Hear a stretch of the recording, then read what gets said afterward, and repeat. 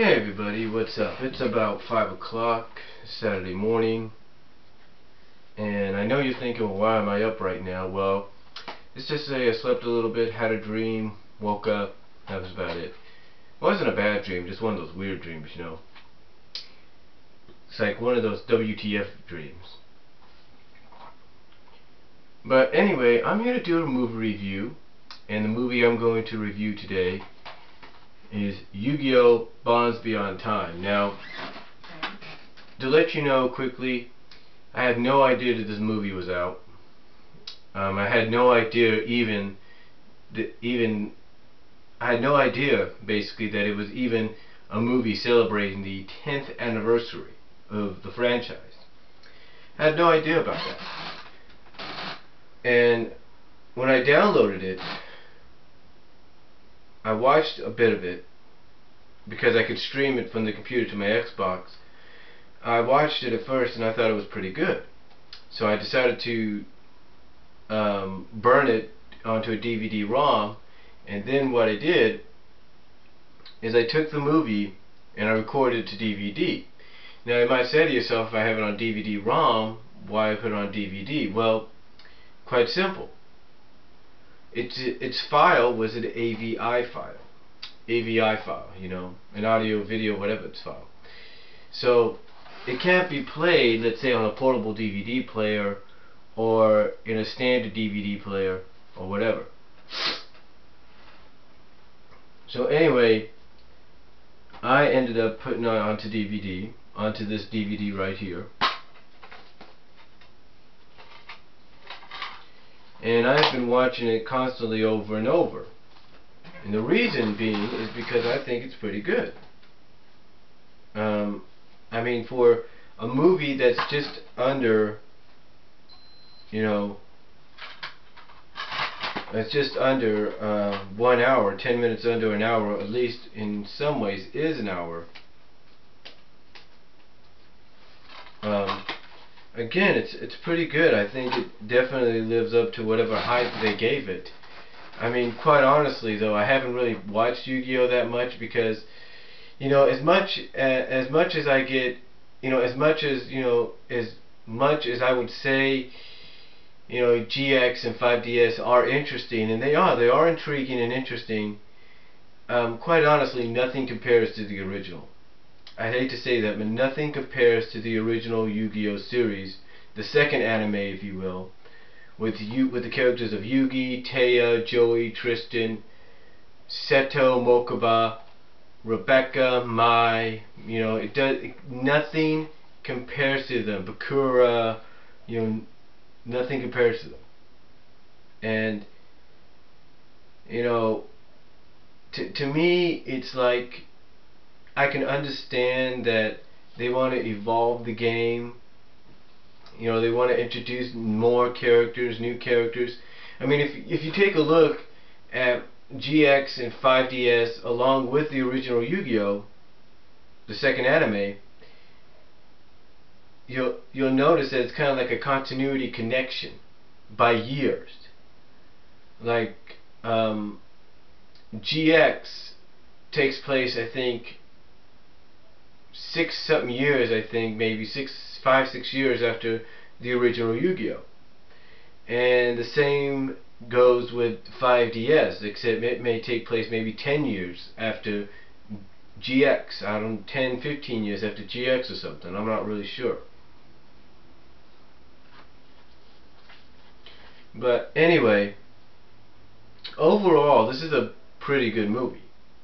And it brings all those kind of, like I said, yearly, you know, continuity, all those series connected by continuity in a way due to the years of, you know, like one being, like I said, 5 years in the future, and the other being like 10-15 years in the future. Bringing them all together because, you know, basically you have all of their times in this movie, all their times threatened by this one villain named Paradox. Because basically this Paradox is kind of misguided. You see, Paradox is from a future, I think, maybe the Zelix future or something like that, or maybe a future way beyond that. And basically, he's just mad and upset at the fact that his world and those that he loved, his family and his friends, are destroyed and decimated. So basically he finds a way to go back in time, and through the time errors try to end Duel Monsters once and for all.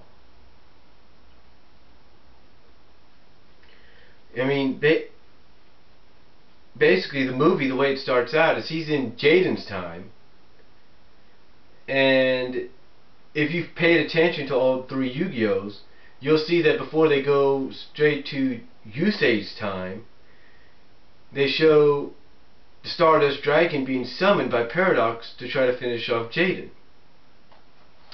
So anyway, what happens, I guess, as you watch the movie, not to spoil anything, basically Paradox, after, you know, Yusei and his friends are writing a little bit to kind of cheer him up a bit, Paradox shows up and challenges Yusei to a duel. So basically Yusei accepts, and just when it looks like Yusei may just finish this duel, by summoning synchro summoning Stardust. As soon as he does that, Paradox brings out this blank card and uses, I guess, its power or ability to steal Stardust away and then flee, I guess, into Jaiden's time. So basically what happens is, after being informed and shown that history had changed in Jaiden's time by Leo, Lana, and Akiza, Yusei gets a call from the Crimson Dragon. The Crimson Dragon, basically, I guess if you pay attention to 5DS, it has symbols on all the characters. On, I think, most of the characters. I don't know about the Leo character. But on Akiza, Jax, that other guy, Lana, and of course Yusei. And basically what the Crimson Dragon does is it helps Yusei use his Duel Rider to go back in time to Jaiden's time, save Jaiden at the last minute from being blasted again by Stardust Dragon, and then they end up going to Yugi's time. So there's your continuity deal. They end up going to Yugi's time because Paradox's plan is to kill Pegasus, and by killing Pegasus, he kills the Duel Monsters game for the future, so that his future doesn't get affected. So basically, like I say, he's messed up. Basically the Paradox guy is kind of messed up, sick in the head, with good intentions, but he's just totally sick in the head and doesn't understand, hey, your future's not written yet. Just because of what you see doesn't mean it can't be changed.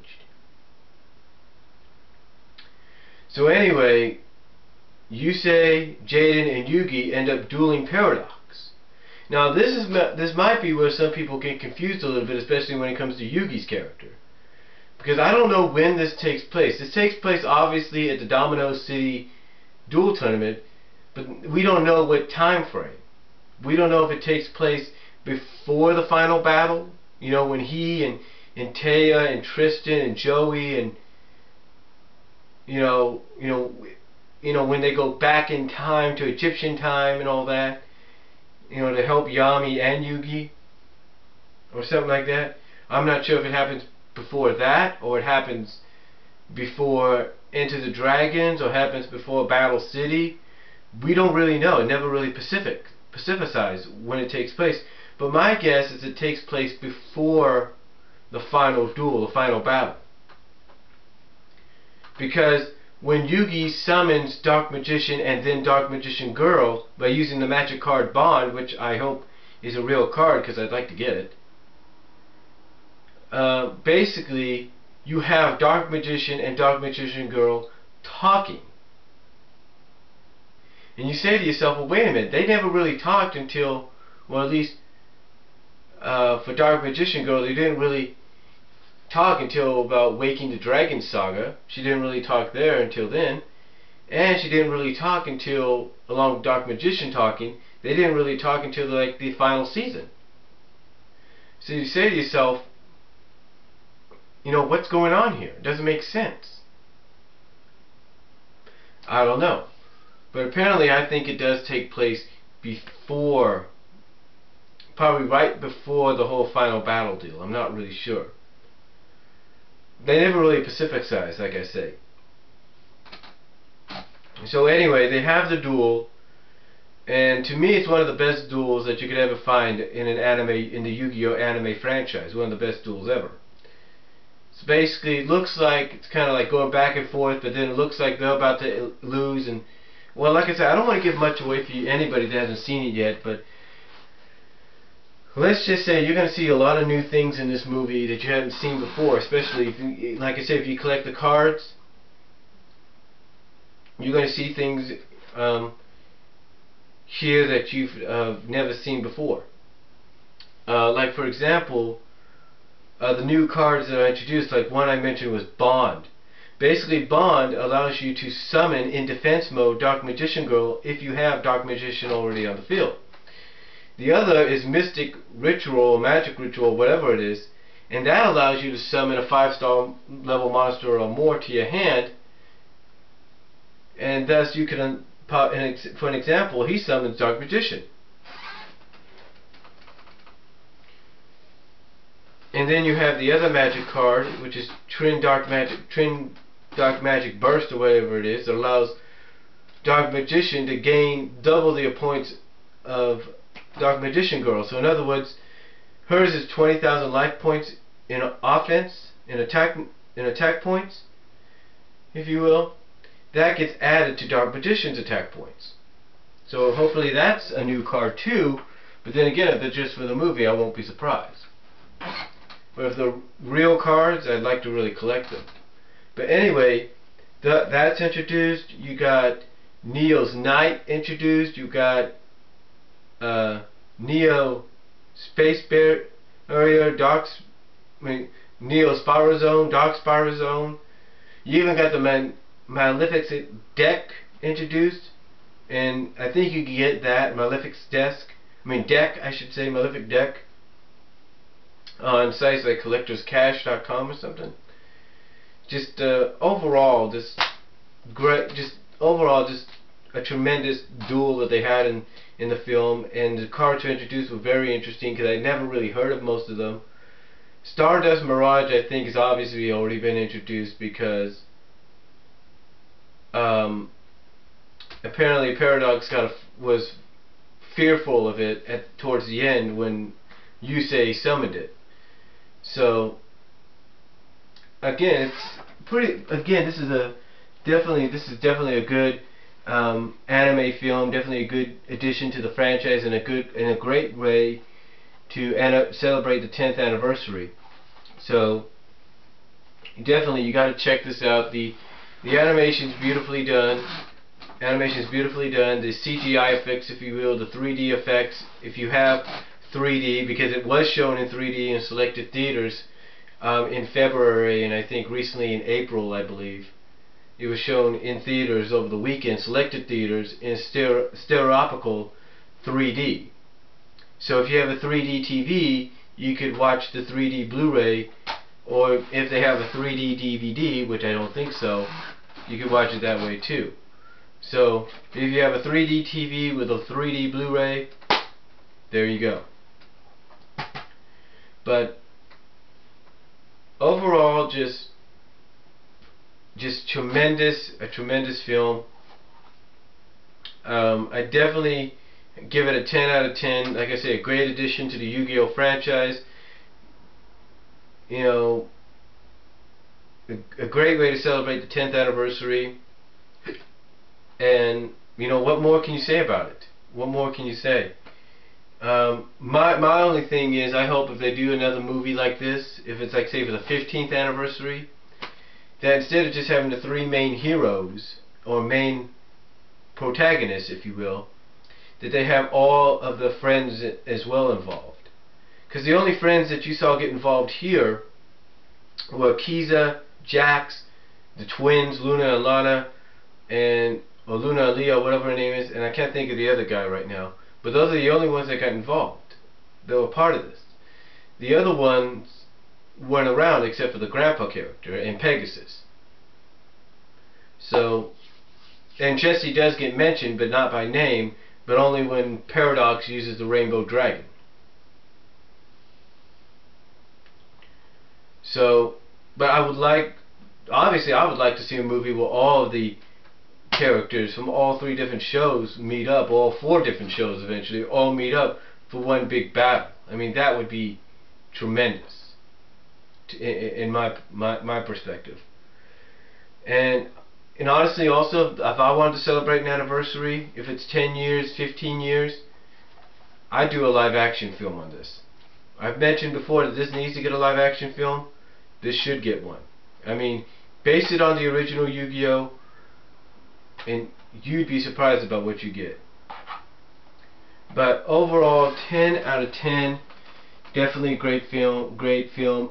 Just under an hour by 10 minutes, and is an hour if you have the extended.